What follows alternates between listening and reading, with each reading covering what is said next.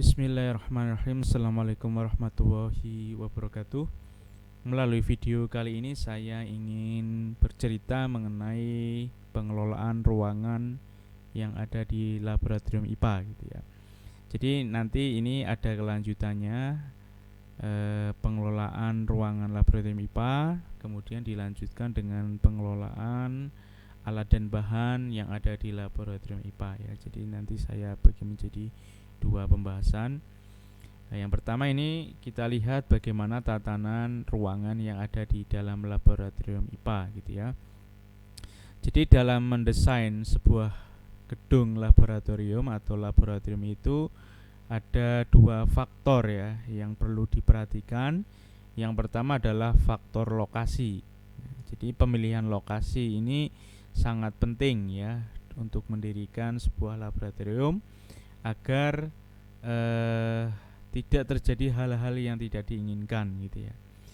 Jadi yang pertama dari faktor lokasi ini adalah melihat dari arah angin gitu ya.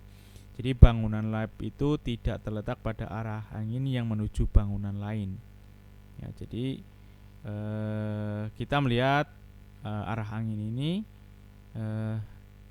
posisi dari lab ini tidak, ketika ada angin gitu ya, nanti anginnya itu tidak mengarah ke gedung yang lain.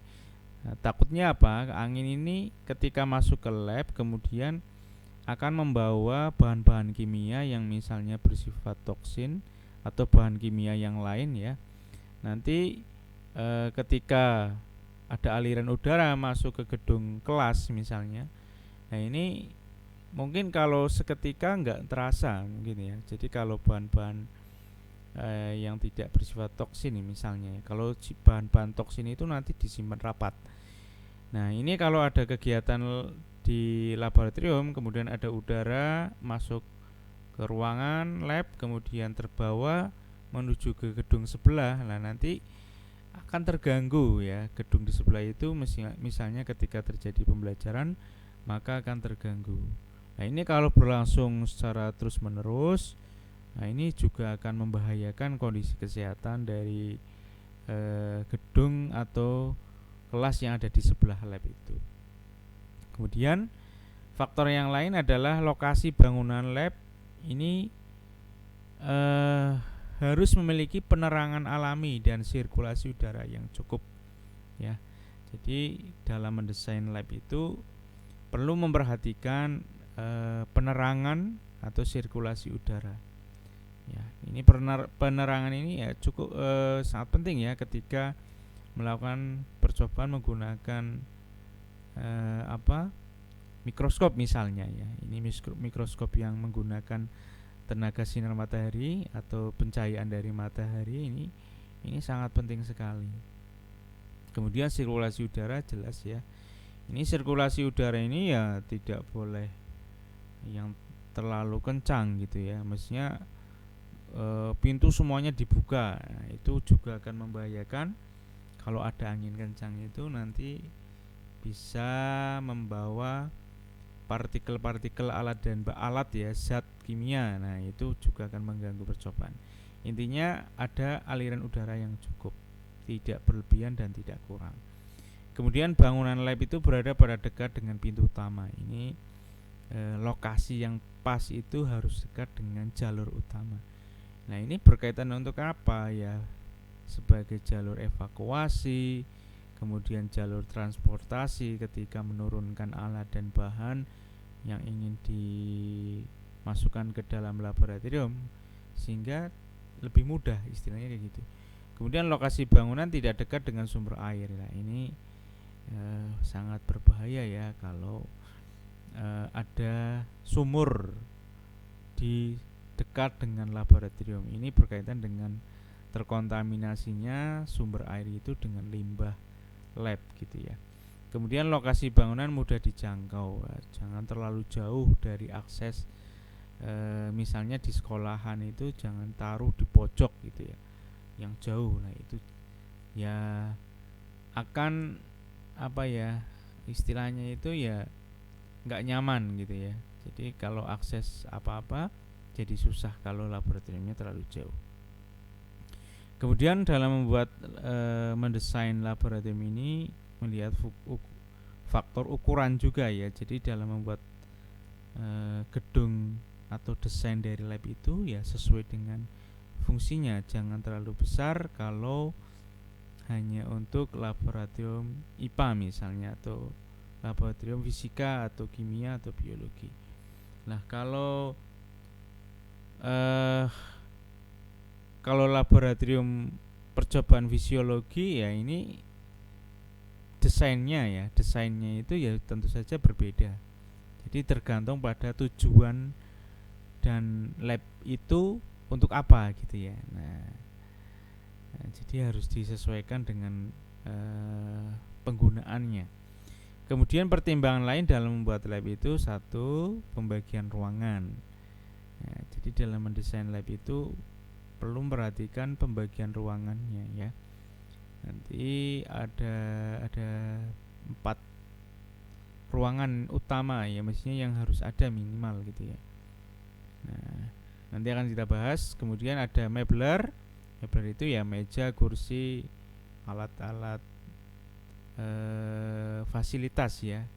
Kemudian ada desain kegiatan ya, di sana ada praktik, diskusi, dan demonstrasi. Maksudnya dalam mendesain lab itu harus memikirkan ini kegiatan praktiknya nanti taruh di mana, diskusi.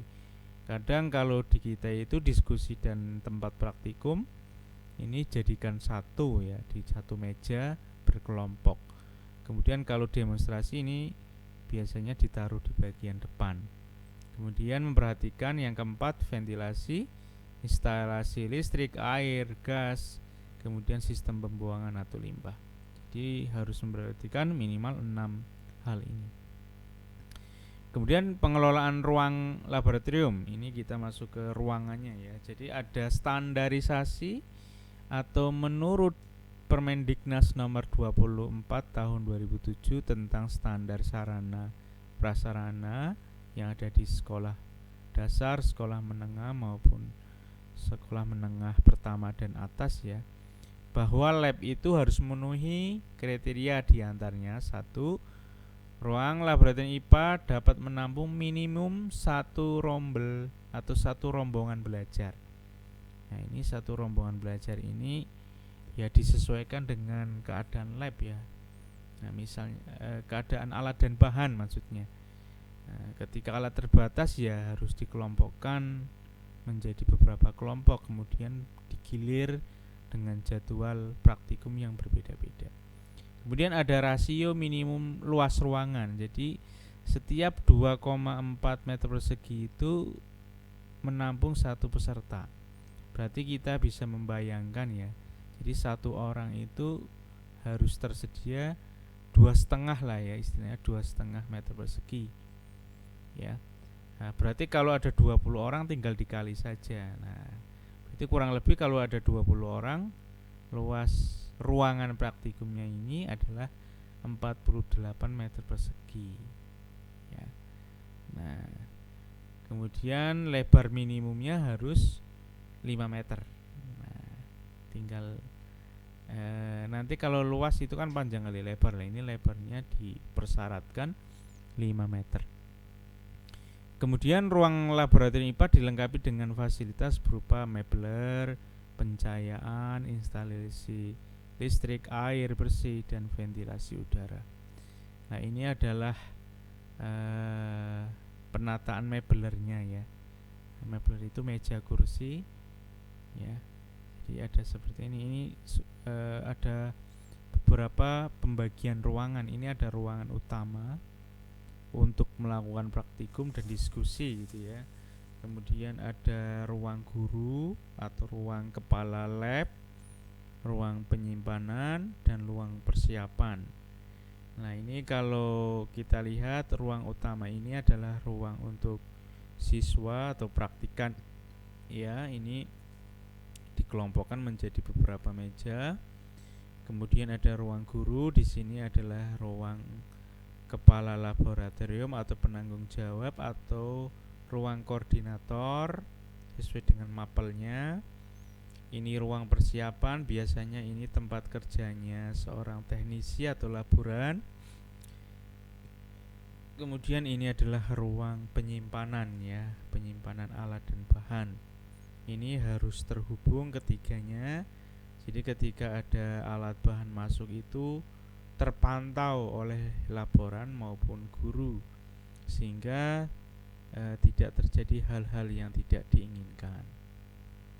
Kemudian ini adalah beberapa daftar perabot atau alat peralatan ya, atau perabot istilahnya kayak gitu, yang harus ada di laboratorium gitu ya. Nah, silahkan dicek ya, ini berdasarkan Permendiknas. Kemudian kalau kita lihat pembagian ruangan, tadi ada ruang utama. Ruang utama ini adalah ruang praktikum ya. Jadi ruang utama adalah ruang praktikum, tempat di mana mahasiswa atau siswa melakukan proses pembelajaran melalui praktikum. Ya, bisa praktikum langsung atau demonstrasi dari guru gitu ya. Kemudian ruang praktikum menuntut tempat yang lebih luas ya, karena ini banyak orang maka dibutuhkan ruang yang lebih luas daripada ruang yang lain. Dengan kriteria tadi ya, setiap siswa atau peserta didik 2,4 meter persegi. Kemudian ruang praktikum didesain mampu memberikan pencahayaan, sirkulasi udara ya, dan air yang cukup gitu ya. Kemudian saluran pembuangan juga ya, ini harus ada. Kemudian sebaiknya ruangan laboratorium ini terpisah dengan ruang kelas ya, sebaiknya gitu ya, terpisah sendiri gitu ya. Nah, kemudian dari aspek keselamatan sebaiknya ruangan praktikum tersedia P3K, alat pemadam kebakaran ya. Ini alat-alat keselamatan kerja istilahnya kayak gitu. Kemudian dalam pembuatan pintu sebaiknya dibedakan antara pintu masuk dan pintu keluar. Ya, jadi laboratorium yang baik itu punya 2 pintu ya. Itu biar tidak terjadi desak-desakan atau berkerumun di depan pintu ya, ketika terjadi pertukaran rombongan praktikum ya. Jadi saat terjadi pertukaran jam kelas, nah itu tidak terjadi pengerumunan di satu titik. Nah, sebaiknya dibuat 2 pintu sehingga nanti ada pintu masuk dan pintu keluar, tidak terjadi kerumunan gitu ya. Kemudian ada ruang persiapan. Nah, ruang persiapan ini ya tempat kerjanya seorang laboran atau teknisi ya. Ya, tugasnya apa? Ya, dia memeriksa alat gitu ya. Jadi tugas dari seorang laboran itu yang memeriksa alat, menyiapkan alat gitu ya. Jadi ruang persiapan itu dibuat untuk melakukan perawatan, fungsinya ya, melakukan perawatan dan perbaikan ya, yang dilakukan oleh laboran. Di antaranya pemeriksaan rutin jumlah dan kelengkapannya, pemeriksaan rutin keadaan alat, kalau ada yang rusak berarti ada perbaikan, pembersihan, kalibrasi, setting, uji coba dan sebagainya. Kemudian letak ruang persiapan itu berada pada laboratorium. Jadi ruang persiapan ini berada di dalam laboratorium, di antara ruang guru dan ruang penyimpanan ya. Nah, antara ruang persiapan dan ruang utama itu sebaiknya dibatasi dengan dinding kaca bening. Nah, ini tujuannya ya agar bisa memantau kegiatan yang ada di dalam ruang utama, bisa melihat. Nah, misalnya terjadi hal-hal yang tidak diinginkan sehingga bisa dilakukan tindakan dengan cepat. Kemudian fasilitas mebler yang ada ya meja kursi, rak, lemari, meja komputer gitu ya, dan meja pembersih gitu. Kemudian pada ruang penyimpanan ini adalah ruang untuk menyimpan alat dan bahan atau disebut juga dengan gudang laboratorium. Nah, ini fungsinya untuk menyimpan alat dan bahan. Fasilitas mebler yang ada ya lemari, rak, alat-alat dan bahan-bahan praktikum. letak ruangannya itu bersandingan atau ada akses dari ruang persiapan menuju laboran atau ruang penyimpanan. Ruang penyimpanan dan ruang laboran itu ada aksesnya. Nah, gitu ya. Dengan mendesain satu pintu atau dua pintu di mana pintu keluar melewati ruang persiapan atau ruang guru, ya ini biar ada keluar masuknya barang itu dari ruang penyimpanan itu bisa diketahui oleh petugas atau guru atau laboran. Nah, jadi nanti misalnya ada hal-hal yang tidak diinginkan itu diketahui oleh guru atau laboran. Kemudian memiliki ruangan itu memiliki ventilasi udara dan instalasi listrik yang baik. Kemudian penyimpanan alat dan bahan harus dibedakan ya, misalnya tidak menyimpan bahan kimia bersamaan. Oke, nanti akan dibahas lebih detail di pengelolaan zat alat dan bahan gitu ya. Kemudian ruang guru. Nah, ruang guru ini ya ruang yang berisi atau berada atau ruang tempat kerjanya koordinator atau penanggung jawab laboratorium. Ya, biasanya di situ ada mejanya kepala laboratorium, guru-guru yang sedang melakukan pembelajaran, atau penanggung jawab atau koordinator. Nah, letak ruangan ini bersebelahan dengan ruang penyimpanan dan ruang persiapan ya. Kemudian ruang guru memiliki instalasi ventilasi udara yang baik. Nah, ini sama ya seperti ruang penyimpanan, tapi di ruang ini biasanya sedikit formal ya, karena untuk merencanakan kegiatan atau planning laboratorium, mestinya dia merencanakan anggaran dan sebagainya itu di sini biasanya kepala laboratorium itu. Ya. Ini adalah desainnya. Jadi minimal itu ada 4 kelompok ya. Ada ruang utama, ruang penyimpanan.